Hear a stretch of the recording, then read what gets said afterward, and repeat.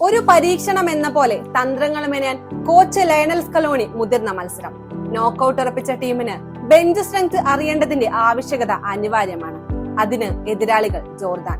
Argentina Jordan മത്സരത്തിലേക്ക് വരുമ്പോൾ തൊട്ടു മുമ്പത്തെ മത്സരത്തിൽ നിന്ന് 9 മാറ്റങ്ങളുമായാണ് അർജന്റീനയുടെ ആദ്യ 11 ബൂത്ത് കെട്ടിയിറങ്ങിയത്. ഗോൾ കീപ്പർ എമിലിയാനോ മാർട്ടിനസും സ്ട്രൈക്കർ ലൗട്ടാരോ മാർട്ടിനസും മാത്രമാണ് സ്ഥാനം നിലനിർത്തിയത്.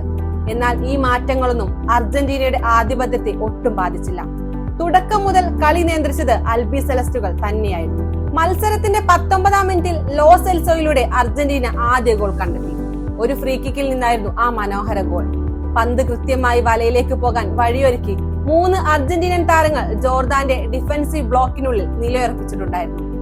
ഇടതുകാൽ കൊണ്ട് ലോസ് എൽസോ പന്ത് മനോഹരമായി കേൾ ചെയ്ത് വലയിലെത്തിച്ചപ്പോൾ അവിടെ കണ്ടത് അർജന്റീനയുടെ കൃത്യമായ ടീം ഗെയിമായിരുന്നു. അധികം വൈകാതെ 31-ാം മിനിറ്റിൽ പെനാൽറ്റി ഗോളാക്കി മാറ്റി ലൗട്ടാരോ അർജന്റീനയുടെ ലീഡ് ഉയർത്തി. ഇരുവരും ഗോൾ നേടിയതോടെ ഈ ലോകകപ്പിൽ മെസ്സി അല്ലാതെ മറ്റാരും അർജന്റീനയ്ക്ക് വേണ്ടി ഗോൾ നേടുന്നില്ല എന്ന വിമർശകരുടെ പരാതികൾക്ക് വിരാമമായി. രണ്ടാം പകുതിയിൽ കളി കൂടുതൽ ആവേശകരമായി. സ്കലോണി 5 മാറ്റങ്ങൾ വരുത്തിയ കൂട്ടത്തിൽ 60-ാം മിനിറ്റിൽ മെസ്സിയും കളത്തിലെത്തി. ആരാധകർ കാത്തിരുന്ന് ആ നിമിഷം പിറന്നത് 80-ാം മിനിറ്റിലായിരുന്നു. പോസ്റ്റിന് 25 വരെ അകലെ നിന്നൊരു മനോഹരമായ ഗ്രൗണ്ട് ഫ്രീ കിക്ക്. ആ ഷോട്ടിന് മുന്നിൽ ജോർദാൻ ഗോളി തികച്ചും നിസ്സഹായനായിരുന്നു. ഈ ഗോൾ ലോകകപ്പിലെ മെസ്സിയുടെ 6ാം ഗോൾ. ഇതോടെ ലോകകപ്പ് ചരിത്രത്തിൽ മെസ്സിയുടെ ആകെ ഗോൾ നേട്ടം 19 ഉയർന്നു.